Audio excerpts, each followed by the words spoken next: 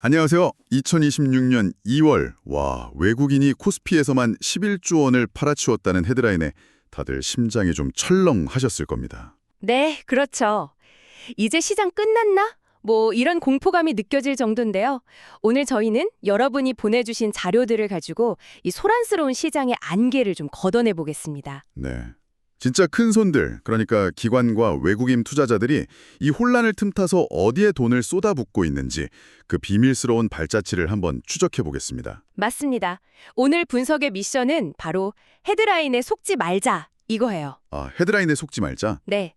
11조 원 매도라는 이 무서운 숫자 뒤에 숨겨진 진짜 이야기를 데이터로 파헤쳐보는 거죠. 시장의 큰 조정은 언제나 부의 재편을 의미하니까요. 그렇죠. 과연 지금 시장을 주도하는 진짜 테마는 뭔지, 또 어떤 종목들이 집중 포화를 맞듯 매수세를 받고 있는지, 반도체부터 전혀 예상치 못했던 태양광까지, 그리고 이걸 다 아우르는 투자 전략까지 한번 깊이 들어가 보겠습니다. 좋습니다. 그럼 첫 번째 단서, 11조 원 매도의 진실부터 파헤치고요. 기관과 외국인이 공통적으로 찍은 핵심 종목들을 샅샅이 훑어보겠습니다. 네. 마지막엔 이 모든 정보를 꿰어서 여러분만의 투자 지도를 그릴 수 있는 통찰까지 나눠보죠. 자, 그럼 추적을 시작해볼까요? 좋습니다. 먼저 가장 큰 이슈부터 테이블 위에 올려보죠. 외국인이 2월에만 11조 원 순매도. 네. 자료에 나온 그래프를 보면요. 2월에 그 파란색 막대기가 다른 달에 그냥 압도해버리는데요. 이건 그냥 한국 시장에서 발에 빼겠다. 이런 강력한 신호로 봐야 하는 거 아닐까요? 충분히 그렇게 생각하실 수 있습니다. 숫자만 보면 공포 그 자체죠. 네. 하지만 여기서 첫 번째 반전이 나옵니다. 자료를 자세히 뜯어보면 외국인들이 본격적으로 코스피를 사들이기 시작한 게 작년 5월이에요. 작년 5월부터요? 네, 이번 11조 원 매도로 그때부터 지금까지 쌓아올린 누적 순매수 금액이 거의 제로, 0이 됐습니다. 잠깐만요. 제로요? 그럼 지난 9개월 동안 주가가 오르면서 벌어들인 이익을 이번에 한꺼번에 현금으로 바꿨다는 얘기네요? 바로 그겁니다. 일종의 대규모 이익 실현 파티가 끝났다, 이렇게 볼 수 있는 거죠. 아하. 그렇다면 이제 추가로 내답할 대규모 물량 자체가 예전보다 훨씬 줄었을 가능성을 생각해 볼 수 있습니다. 그렇군요. 그런데 더 놀라운 사실은요. 이 11조 원이라는 엄청난 폭탄을 시장이 다 받아내고도 받아내고도요? 네, 고객 예탁금이 여전히 100조 원 수준을 유지하고 있다는 점입니다. 100조 원이요? 그건 시장이 빠지기만 기다리는 총알이 그만큼 장전되어 있다는 뜻이잖아요. 맞습니다. 누군가는 공포에 질려 던졌지만 다른 누군가는 그 물량을 조용히 다 받아먹고도 돈이 남아돈다는 거죠. 와, 겉으로 보이는 패닉셀링과는 달리 시장의 허리 힘, 즉 기초 체력은 아주 튼튼하다는 가장 강력한 증거입니다. 그렇군요. 헤드라인은 외국인 대탈출이었는데 실상은 이익 실현과 강력한 대기 매수세의 힘겨루기였군요. 그렇죠. 이런 와중에 기관들은 오히려 기록적인 매수에 나섰습니다. 특히 반도체 쪽이 좀 심상치 않은데요. 네, 맞아요. 물론 SK 하이닉스의 기관의 매수세가 몰린 건 예상대로지만 흥미로운 건 DB 하이텍이나 이오 테크닉스 같은 소부장 기업들도 순매수 상위권에 이름을 올렸다는 점이에요. 이건 단순히 대장주 하나를 사는 게 아니라 반도체 생태계 전반에 대한 베팅이 들어오고 있다. 이런 신호로 읽을 수 있겠죠? 아주 정확한 분석입니다. SK 하이닉스 하나만 본다면요. 올해 HBM4 시장의 압도적 1위가 될 기업인데도 밸류에이션이 PER 6배, PBR 2.7배 수준이에요. 와, 생각보다 낮네요. 경쟁사인 마이크론의 절반에도 못 미치니까 기관들 눈에는 이보다 더 확실한 박앤세일은 없다. 이렇게 보였을 겁니다. 아하. 여기에 더해서 반도체 장비 업체인 이오테크닉스, 8인치 파운드리 강자인 DB 하이텍까지 바구니에 담았다는 건 반도체 산업의 온기가 이제 막 낙수 효과처럼 아래로 퍼져나갈 거라는데 돈을 걸고 있다는 뜻이죠. 재밌는 건 방금 말씀하신 SK 하이닉스, DB 하이텍, 이오테크닉스가 전부 타이거 반도체 탑10 ETF에 포함된 종목이라는 점입니다. 네, 맞습니다. 자료를 보니까 이 ETF가 요즘 시장의 돈을 무슨 진공청소기처럼 빨아들이고 있다고요? 네, 그럴 수밖에 없는 구조적인 이유가 있습니다. 현재 국내 상장된 수많은 반도체 ETF 중에 레버리지, 그러니까 2배 수익률을 노리고 투자할 수 있는 상품은요. 타이거 반도체 탑10하고 코덱스 반도체 딱 2개뿐이거든요. 딱 2개뿐이군요. 네, 반도체 섹터가 앞으로 더 갈 거라고 확신하는 투자자라면 이왕이면 레버리지 상품으로 수익을 극대화하고 싶을 테니 돈이 이 두 곳으로 쏠리는 거죠. 실제로 지난 금요일에 타이거 반도체 탑10 레버리지가 장중에 마이너스 11.6%까지 폭락했다가 결국 보합으로 마감했다는 대목이 아주 인상 깊었습니다. 그렇죠. 누군가 패닉에 빠져 던진 물량을 또 다른 누군가가 이때다 하고 줍줍할 기회로 삼았다는 거네요. 정확합니다. 현재 시장의 특징을 그대로 보여주는 사례입니다. 주도 섹터는 쉽게 죽지 않고 오히려 조정을 강력한 매수 기회로 활용하는 자금이 넘쳐난다는 거죠. 그런데 여기서 많은 분들이 궁금해하실 만한 게 있습니다. 레버리지 ETF는 매매 차익이 배당 소득으로 잡혀서 다른 소득이랑 합쳐서 2천만 원이 넘으면 종합소득세를 내야 할 수도 있잖아요. 네, 맞아요. 그래서 꺼리는 분들도 꽤 있거든요. 바로 그 지점이 오늘 자료의 핵심적인 꿀팁 중 하나입니다. 많은 분들이 오해하는 부분인데 세금은 매가번 매매 차익하고 과세표준 기준가 상승분 둘 중에 더 적은 금액을 기준으로 매겨집니다. 아, 둘 중 더 적은 금액을 기준으로요? 무조건 내가 번 돈 전체의 세금을 매기는 게 아니군요. 그렇습니다. 그런데 보내주신 자료의 그래프를 한번 보시죠.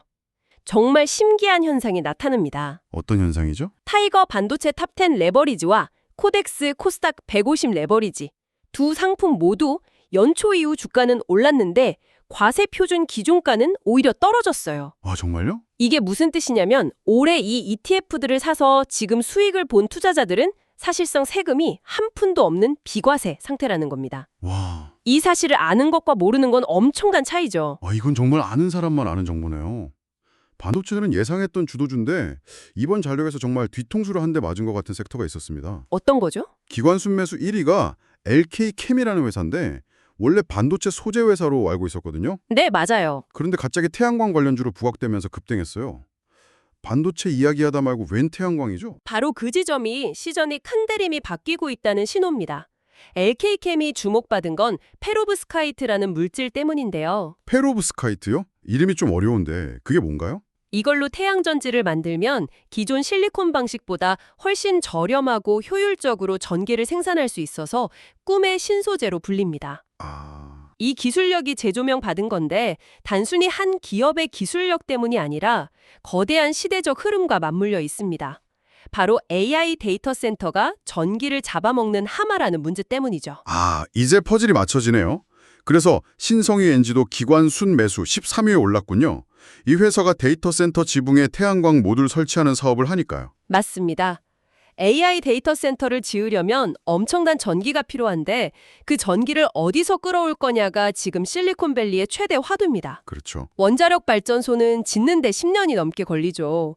가장 현실적인 대안으로 떠오르는 게 바로 데이터 센터 바로 위 그 지붕에 태양광 패널을 까는 겁니다. 아하. 신성희 엔진은 패널 조달부터 시공까지 한 번에 다 해주는 턴키가 가능한 몇 안 되는 기업이라 희소성이 부각되는 거죠.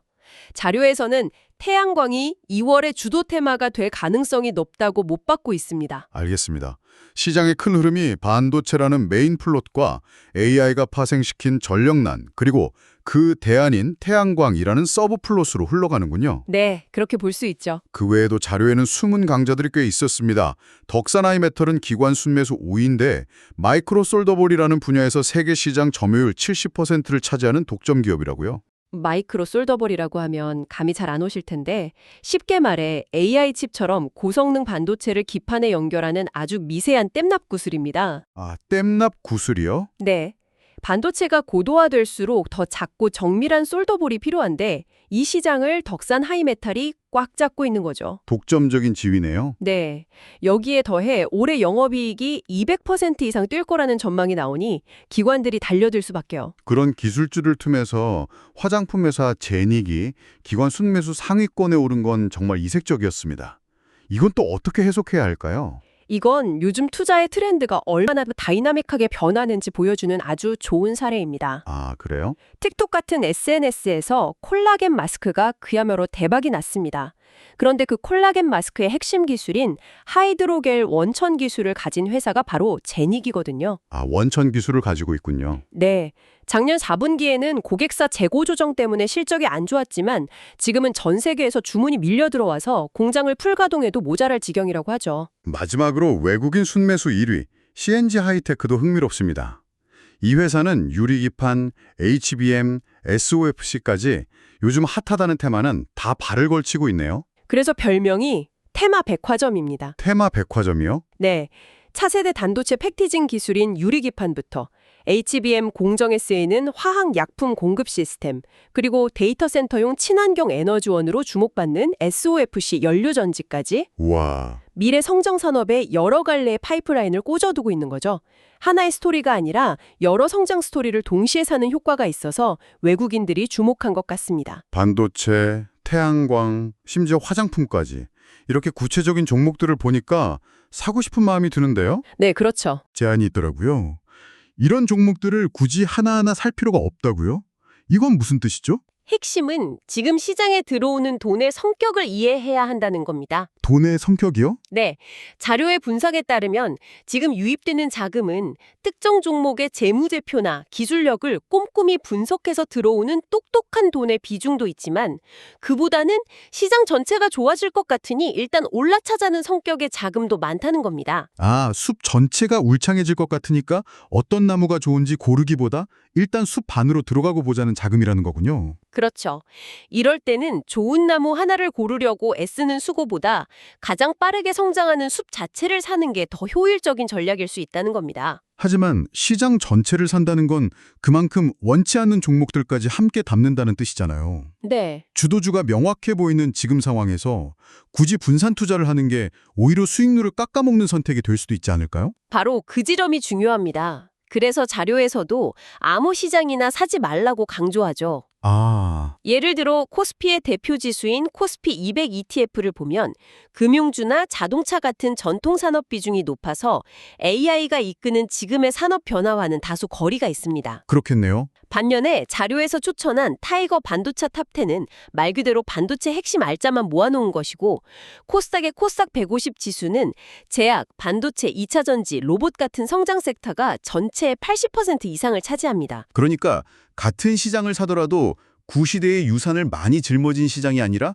미래 성장 동력이 꽉 압축된 시장을 사야 한다는 거군요. 정확합니다. 그 ETF들을 산다는 건 시장의 가장 뜨거운 심장부를 통째로 사는 것과 같은 효과를 내는 전략인 셈입니다.